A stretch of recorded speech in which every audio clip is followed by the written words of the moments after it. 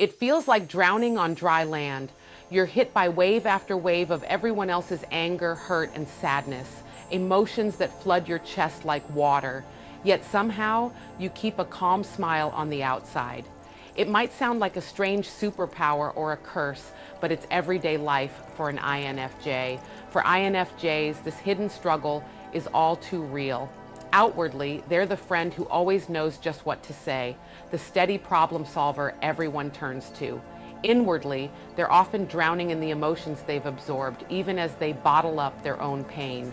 Why would anyone live like this, and how can such overwhelming empathy actually be an INFJ's greatest strength? Let's peel back that composed exterior to explore the INFJ's reality, the empathetic fixer, the secret caretaker, and discover what's truly going on beneath the surface. The INFJ's emotional burden. INFJs are often called the counselor or the advocate for good reason. If you're an INFJ, you probably feel responsible for everyone's happiness. When conflict erupts or a loved one is upset, you instinctively spring into peacemaker mode. You might relate to the feeling of, I need to please everyone. As an INFJ myself, I know that desperate urge to smooth things over and make everyone okay again. We hate conflict, especially when we might have caused it. If we think we upset someone, we'll beat ourselves up over it and apologize endlessly just to restore harmony. An angry look from a family member or a harsh word from a friend can ruin our whole day because we carry that guilt and anxiety until it's resolved. But it's not only conflicts involving us, it's any tension in the room. INFJs are extremely sensitive to the emotional atmosphere around them. Imagine a family dinner where two other people are quietly seething at each other. Many folks might not notice. An INFJ, though, feels that unspoken tension like a weight in the air. We feel every bit of tension in the household, as one INFJ described. If two people are furious at each other, an INFJ may feel that fury as if they're caught in the middle of it. It can become agonizing, heart-pounding, chest-hurting, mind-racing on how to fix things. We literally hurt when others hurt. A slammed door or an angry tone can hit us like a physical stab. Why does this happen? Because INFJs absorb other people's emotions without even trying. Our empathy is on overdrive. We don't just notice someone is upset, we internalize it. Psychologists might say we have high affective empathy or even call us empaths. When you care that deeply, a tense or unhappy environment isn't just uncomfortable, it's painful. We may feel like we can't breathe easy until everyone else is okay again. This is why you'll often find the INFJ in the role of mediator or comforter. We're driven to relieve others' distress, partly to relieve our own vicarious pain. INFJs also have a keen eye for patterns in people's behavior. You might catch us silently observing family dynamics or a friend's mood shifts.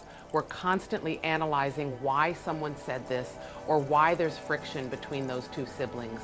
This isn't nosiness, it's our way of understanding and problem solving the social puzzles around us. In fact, INFJs often excel at social problem solving. We intuitively pick up on body language, hidden emotions, and past patterns. It's not unusual for an INFJ to sense what someone needs or predict an argument before it happens. We can sometimes see solutions to relationship troubles that others don't because we've been quietly connecting the dots in the background. And yet, this insight can be a frustrating gift. So often, we INFJs know exactly what would heal the rift between people or what someone is truly struggling with, but we feel we can't say it. We stay silent, either because we're afraid of overstepping or because experience has taught us that even the most well-intentioned advice can be misunderstood. The truth is, no one likes feeling figured out or being told they're wrong. We get it. So the INFJ holds back, aching with knowledge they can't share. As one INFJ admitted, I want to fix everyone's problems, but I can't.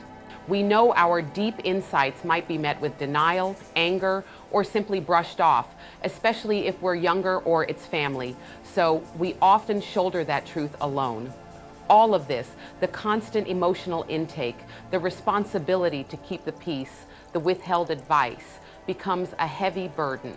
INFJs frequently end up overwhelmed, emotionally exhausted, and even lonely in a crowd of loved ones.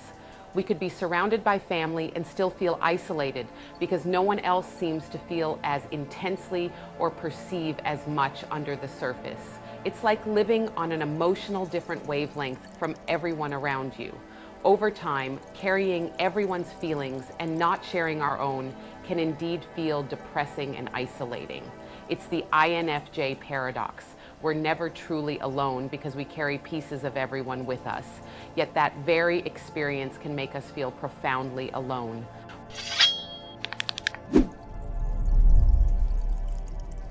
Why INFJs feel so deeply, the science of empathy. So what makes INFJs and people like us this sensitive? Part of the answer lies in our brains. Neuroscience and psychology research have discovered some fascinating things about empathic, intuitive individuals. For one, people who score as highly empathetic, which includes a lot of INFJs, actually show more activity in certain brain regions when they observe others' emotions. In other words, if you see someone crying, an INFJ's brain might light up in many of the same areas as if they were in pain. We've got what you could call an always-on mirror neuron system. These brain cells help us mirror or internalize what others feel. So when your friend's voice breaks in sadness, your heart truly aches with them. That's not imagination, it's your brain's empathy circuits firing strongly. A 2014 brain imaging study found that highly sensitive people had significantly higher activation in areas tied to emotion and social processing. In tests, even seeing strangers in emotional pain lit up HSPs' brains more than non-HSPs. And when it was loved ones in pain, those areas went off the charts. This suggests that INFJs, many of whom are HSPs, are practically wired to resonate with others' feelings. It's like we have an antenna tuned to emotional frequencies that most people only faintly catch. When we say, "I feel your pain," it's not a figure of speech. On a neurological level, we really do feel a trace of what you feel. There's also the aspect of alertness to social cues. Brain research showed that sensitive individuals have higher activity in the insula and cingulate cortex, regions that ramp up our awareness and empathy, especially in social situations. What does that mean? Basically, when someone around us is upset, our brains shift into high gear. We become hyper aware of every facial expression, tone of voice, or vibe in the room. An INFJ can't just shrug and ignore a loved one's distress. Our brain chemistry won't let us.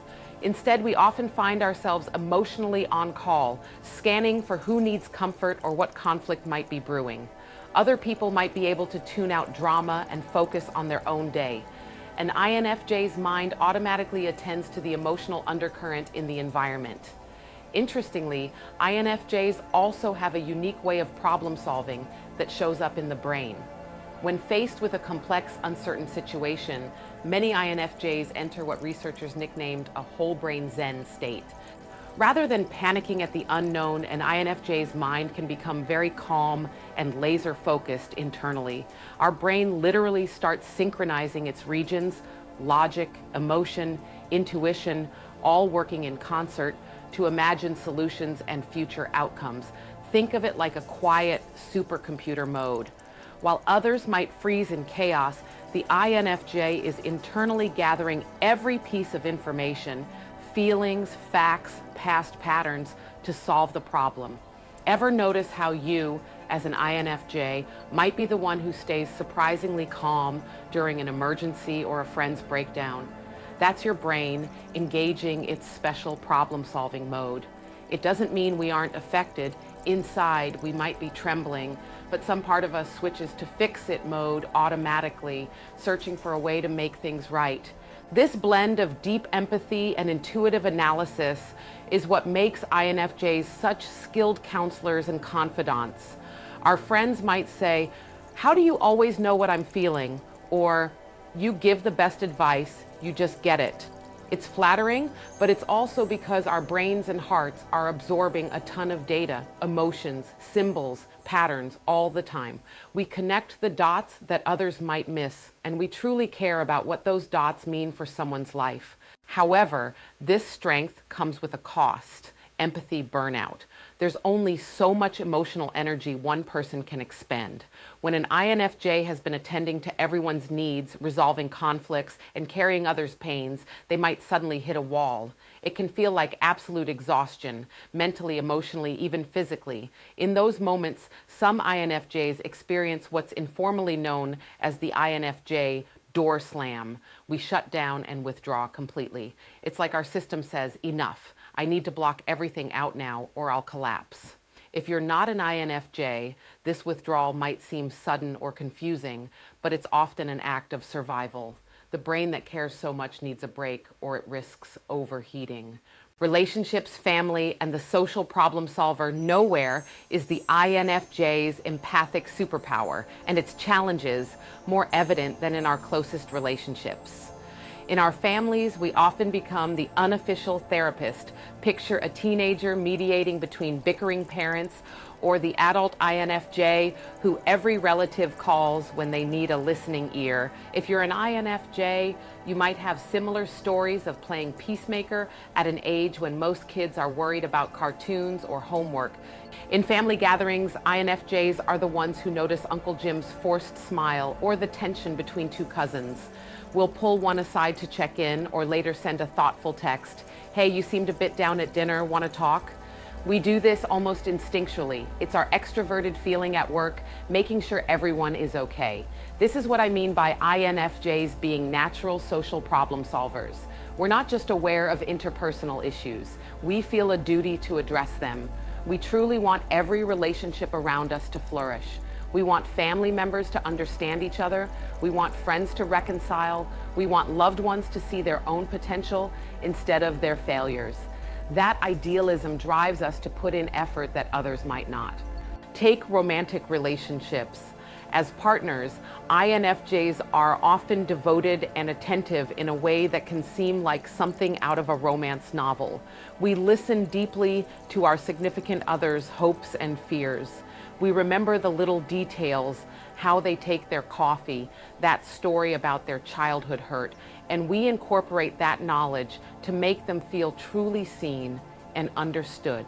An INFJ in love will work patiently to uncover their loved one's innermost needs and dreams and do whatever they can to fulfill them. We believe in soulful, meaningful connections, and we don't take our relationships lightly. In fact, we often hold very high standards, sometimes too high, because we yearn for a deep, authentic bond that aligns with our values. But here's the flip side. By always being the supportive, understanding one, INFJs can unintentionally create an imbalance. We pour so much into others that we forget we also need understanding and support. We might not express our own needs or disappointments because we don't want to rock the boat. Recall that image of me telling my mom I'm fine as a child. That reflex carries into adulthood. If an INFJ is hurt in a relationship, you might not know it at first. We'll likely bottle it up, telling ourselves not to burden our partner or family with it. INFJs hate feeling vulnerable or like they're causing drama. So we smile, we say, it's okay, even when deep down it's not okay. We do this to avoid conflict or upsetting our loved ones, but over time it can build into serious resentment or sadness. In fact, many INFJs become what's called emotionally stacked. We pile up our own hurt quietly while continuing to take on more from others. Eventually, that stack collapses. Maybe it looks like an INFJ suddenly bursting into tears saying, I feel so unappreciated, shocking their partner who had no idea anything was wrong.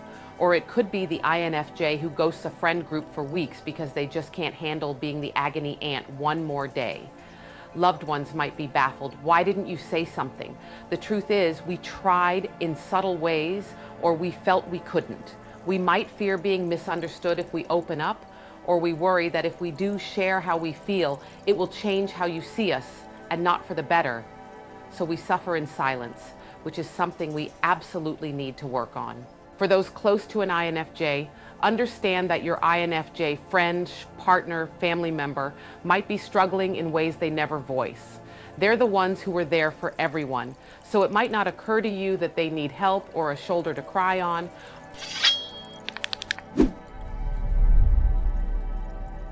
Often a gentle, patient approach helps. Try to notice when the INFJ looks especially tired or withdrawn. Encourage them by saying something like, "You always listen to me, I'm here to listen to you too whenever you're ready." Creating a safe space without judgment can be the key to unlocking an INFJ's guarded heart. Once we do open up, you'll find we have a flood of feelings and stories we've been holding back. And being able to release that to feel heard is incredibly healing for us. The silent struggle and self-care for INFJs, living with such intense empathy, can feel like both a blessing and a curse. We INFJs often grapple with exhaustion, burnout, and moments of deep despair, wondering, does anyone else feel things this strongly? The answer is yes, you're not alone. Many empathetic, sensitive people, INFJ or otherwise, experience the same overwhelm. The key is learning to balance caring for others with caring for yourself. First and foremost, set boundaries on your empathy. It's okay to take a step back. Remind yourself not every problem is yours to fix. When you catch yourself spiraling over someone else's conflict, pause and gently say, "These feelings I'm feeling aren't all mine." Give yourself permission to not attend to an issue that isn't your responsibility. This isn't cold or uncaring. It's recognizing your own limits. A helpful mental check is to ask, is this emotion mine or am I picking up someone else's? If it's not yours, imagine mentally handing it back to them. You can care about people without constantly carrying their hurt for them. Second, express yourself, even if it's not to another person at first. INFJs often find relief in writing. Get a journal or open a blank document and pour out everything you've been holding in. There's something powerful about seeing your feelings in words. It validates them.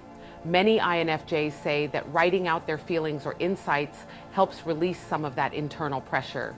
If writing's not your thing, try talking out loud when you're alone.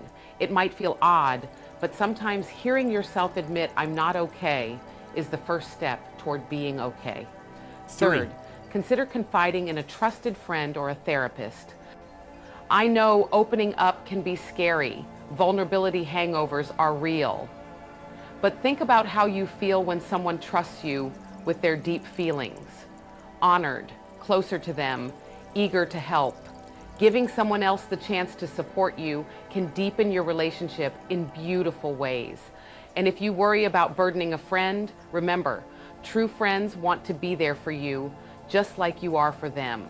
You might start small, like, "Hey, I've been dealing with something heavy lately. Could I talk to you about it?" You'll likely be surprised at how gladly they'll step up for you. Another crucial practice is scheduled solitude. INFJs recharge in alone time. It's when we can finally hear our own voice instead of everyone else's.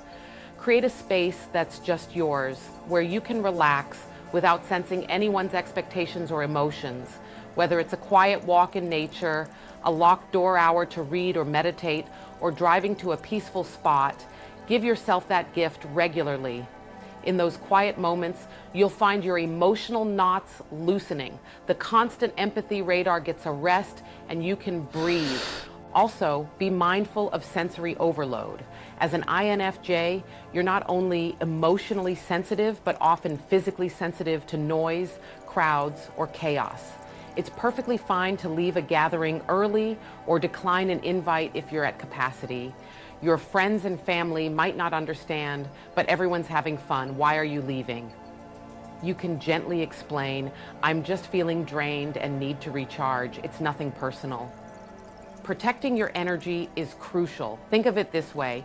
You can't pour into others from an empty cup. Self-care is not selfish. It's essential if you want to keep being the compassionate, supportive person you are. Finally, if you're an INFJ, start practicing the phrase, "I'm not fine, and that's okay." You don't have to pretend to be okay all the time. In fact, showing a bit of your true feelings can be a relief to both you and those around you. It teaches others that you have needs too, and it allows them the opportunity to return the kindness you've given them. It might feel uncomfortable at first. INFJ vulnerability often does, but it gets easier with time. Remember, your relationships deserve mutual honesty and support. Embracing the INFJ gift. Despite all the challenges, being an INFJ is not a curse, it's a profound gift. In a world that often feels cold or self-centered, your empathy is a light of hope. You have the ability to make people feel truly understood and valued. You notice the lonely person in the corner and strike up a caring conversation. You sense when your friend is holding back tears and offer a safe space to cry. You find meaning in helping others heal. These are extraordinary qualities that the world desperately needs. Yes, you might feel like you're too sensitive or care too much at times, but ask yourself, would you really want to care less? Your depth of feeling is what makes you you, loving, perceptive, insightful, and creative. Being an INFJ means you also likely have a rich inner world, full of imagination, dreams, and ideas for a better future. Many INFJs channel their empathy into art, writing, or social causes, turning pain into beauty or solutions. That sensitivity can guide you to do amazing things, whether it's being the one who stands up for someone being mistreated or creating something that moves others' hearts. Embrace that. Just remember that your needs and feelings matter just as much as anyone else's. You are not just a supporting character in everyone else's story. You're the main character of your own. Give yourself the same compassion you so freely give others. If you're not an INFJ, but you're watching this because someone you care about is, kudos to you. Simply by trying to understand them, you're already being the kind of friend, partner they need. Keep showing them that you value their unique heart. A little acknowledgement, like saying, I really appreciate how you always seem to understand what I'm going through, can light up an INFJ's world. It validates that yes, all that energy they spend caring is seen and cherished. To my fellow INFJs out there, you are not alone. There are others of us who know exactly how you feel. The exhaustion, the yearning for true connection, the joy in seeing someone smile because of something you did, the ache when you can't help. We're a rare bunch, supposedly only 1 to 2% of the population, but we are out here, quietly making a difference in our corners of the world. Take heart in that. Your empathy is your superpower, but it doesn't mean you have to be superhuman. Take it one day at a time and take care of yourself too. You've listened to a lot here, and maybe it hit home for you. If this story resonated with you, if you saw yourself in these words or thought of an INFJ in your life, let me know. Drop a comment below about a time you felt like an emotional sponge or a secret helper. I'd love to hear your experiences, and other viewers will benefit from knowing they're not the only ones feeling this way. Let's start a conversation and support each other. And if you found this video helpful or eye-opening, please give it a thumbs up. It actually helps more people find this content. Maybe there's another INFJ out there who really needs to hear they're not broken or alone, and you can help reach them by liking or sharing. Subscribe to the channel for more deep dives into the INFJ mind and heart and other topics around understanding our unique personalities. We have a whole community here that gets it, and we'd love for you to be part of it.